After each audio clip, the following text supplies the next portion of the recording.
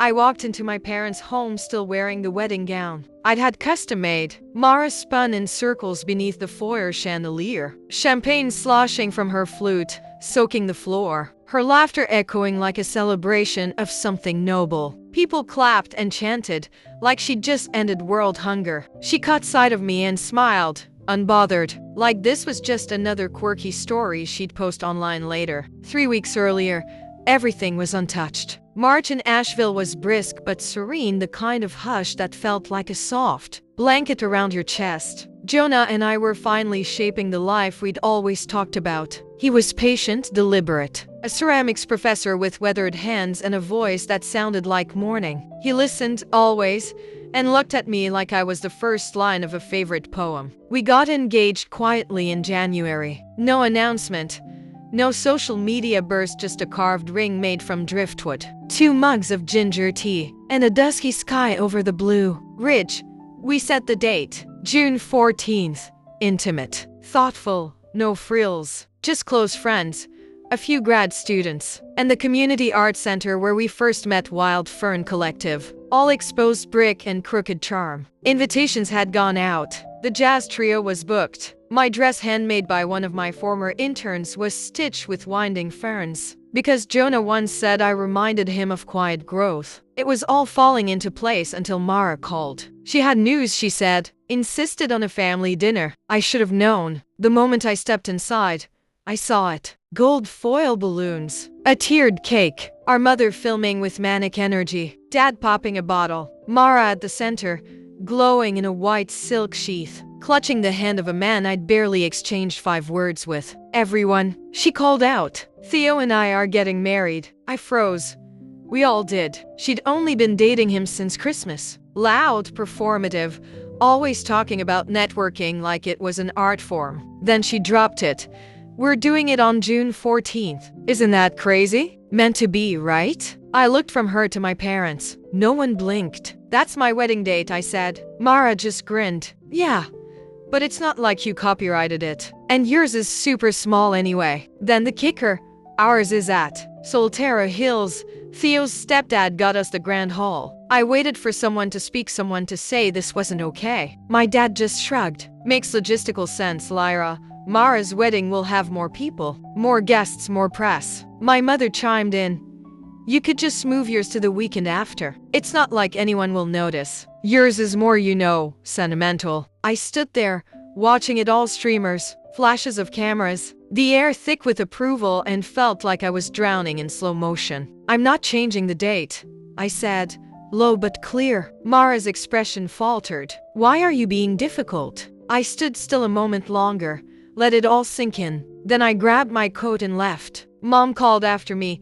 Think about the family, honey. But I didn't turn back. It was a Monday morning when the call came. I was in my office at the college, half reading a pile of digital design critiques. A cold mug of oolong next to my laptop. That's when my phone lit up. Hi, this is Kara from Wild Fern Collective. I'm really sorry to be calling like this. I sat up straighter. What's wrong? There was a pause. We've had a change in booking for June 14th. The space has been reserved. I blinked. That can't be right. That date's been ours for over a year. I know.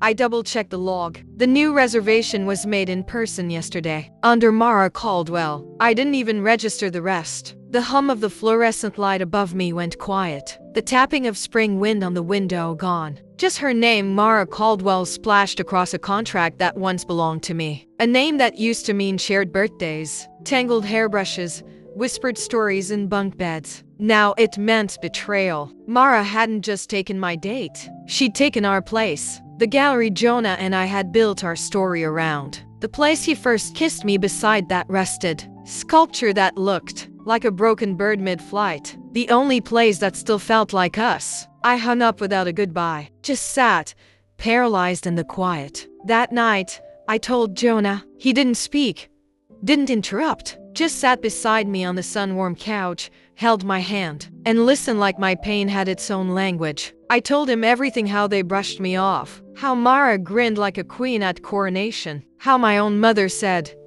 "It's just a venue." He nodded like he already knew this was never just about logistics. The next morning, I drove to my parents' house. not to plead, just to see if any part of them remembered what fairness looked like. I didn't make it past my second sentence. "You should have locked in the deposit sooner," my father muttered, eyes still on his newspaper. "I did."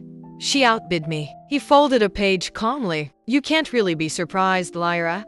Mara's wedding is going to be much larger. More guests, more press. It reflects well on the family." The family. That word thudded in my ears like a warning bell. My mother didn't even try to act surprised. "It's not worth all this drama, Lyra. It's just a space. Don't throw away your relationship with your sister over it." I stared at her. She stole it. "She's excited," she said, like that was a justification. Be the bigger person. I'd heard that phrase too many times. Be the bigger person when Mara got suspended and I took the blame. Be the bigger person when she crashed my car at 19 and never even offered to pay. Be the bigger person when Mom sighed and said she wished both her daughters had Mara's confidence. Always the bigger person. Always the afterthought. I left without saying another word. That night, I deleted the wedding board I'd been building for 14 months. I shut down the Pinterest folders, canceled the florist, folded the dress my former intern had, hand-stitched every winding fern, now just thread on fabric, and zipped it up like I was sealing away a self that no longer existed. Then I turned to Jonah. "I don't want to do this anymore." He looked up from his sketchpad.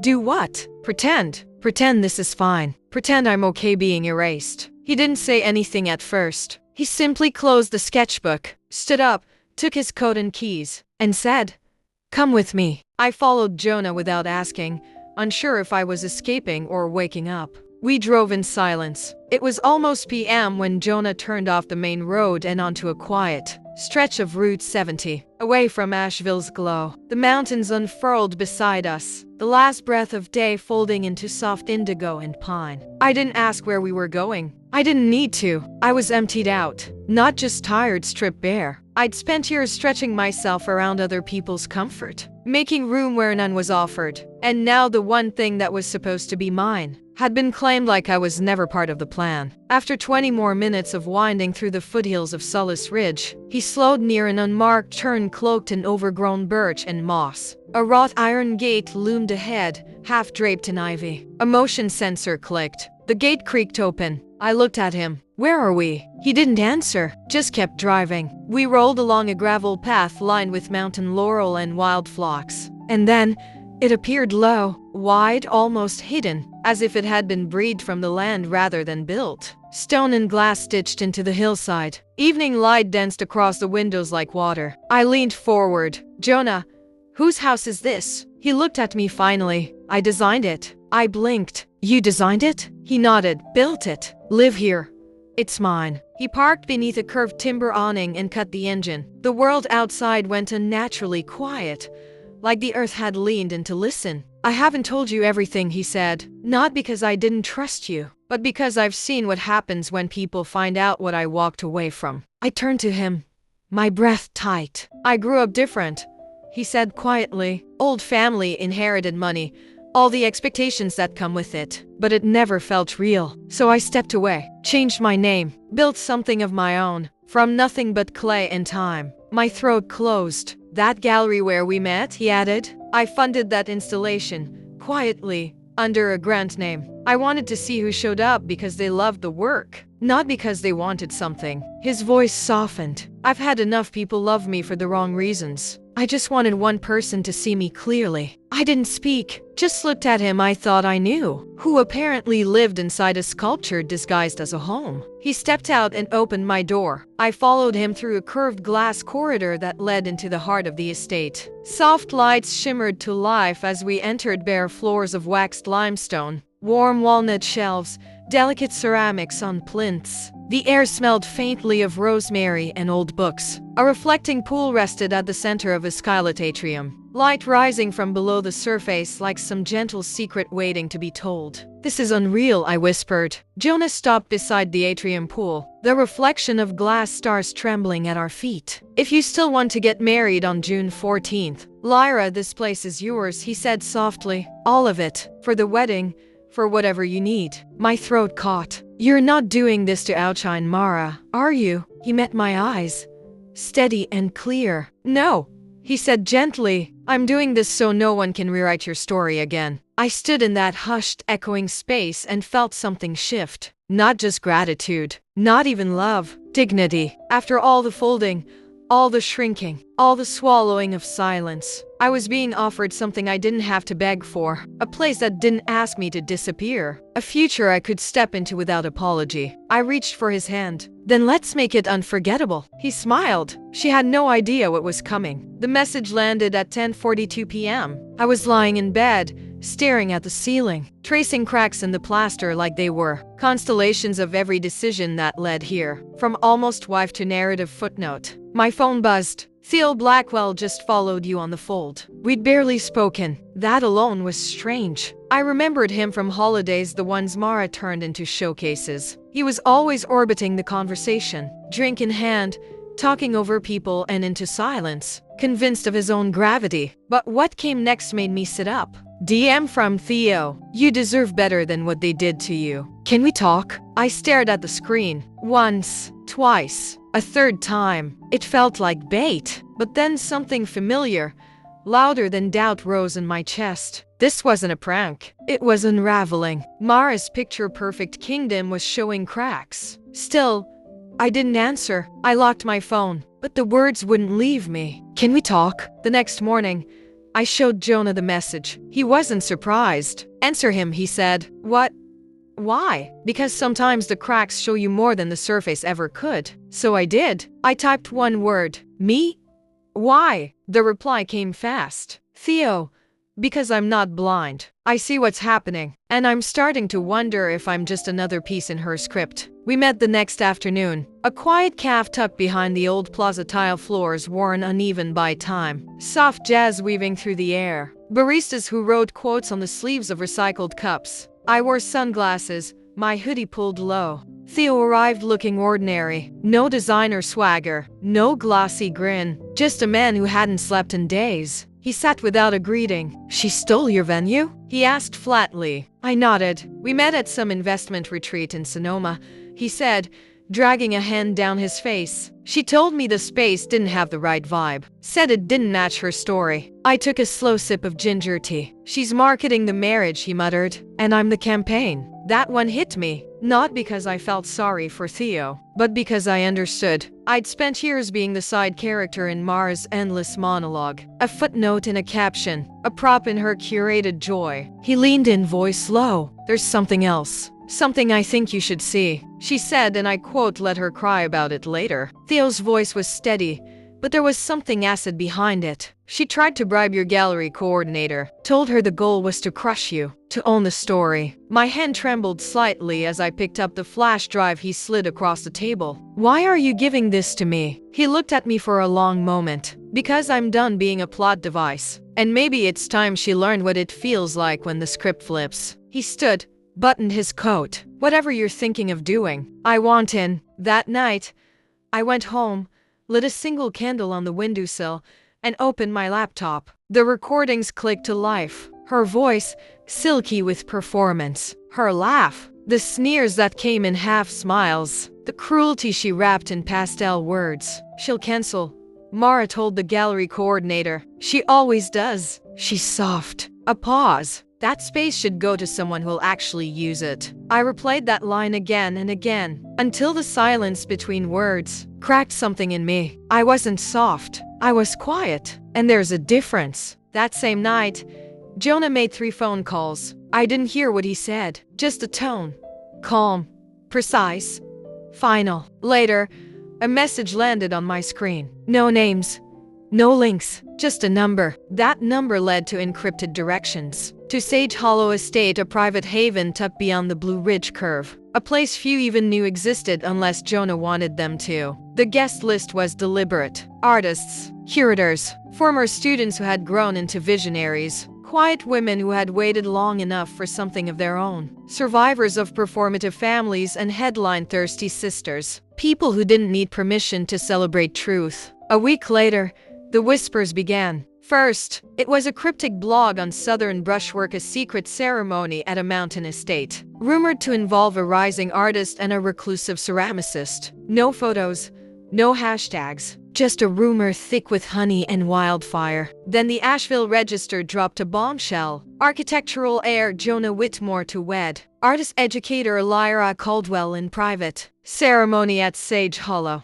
The subheadline listed curators, regional leaders, a rep from Smithsonian Folk, and several national media guests. By noon, it had 26,000 shares. And Mara, still editing her wedding trailer, still rehearsing her story, still unaware that the spotlight had already shifted. I didn't reply. Instead, I texted Jonah 2 words.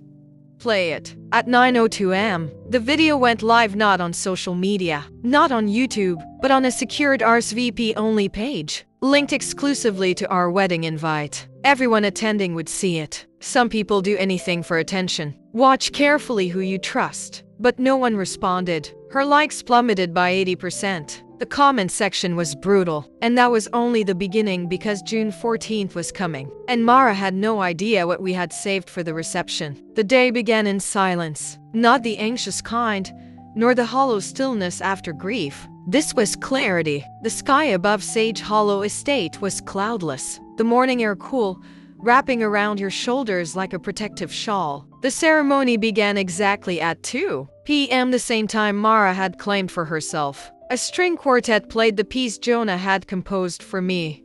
Soft, soaring, full of unresolved moments that melted into resolution, just when you thought they wouldn't. As I walked down the aisle, I felt no nerves, only weightlessness. My dress was simple satin, no train, no veil. But I noticed the crowd leaning forward, their gazes not merely curious, but reverent. They weren't here for spectacle. The room dimmed with dusk, casting everything in golden light. Jonah stepped forward. "Thank you all for being here," he began. "Today isn't just about love. It's about truth, about standing tall when someone tries to silence you." Heads turned toward him. Some exchanged knowing looks. "My wife," he said, pausing to let the words settle in the air. She had her wedding nearly stolen, venue, date, even dignity. But instead of shrinking, she rose. He glanced at me. I nodded once. Then he motioned to the AV team. The lights dimmed. A hidden video played Mara laughing over dinner, makeup half done,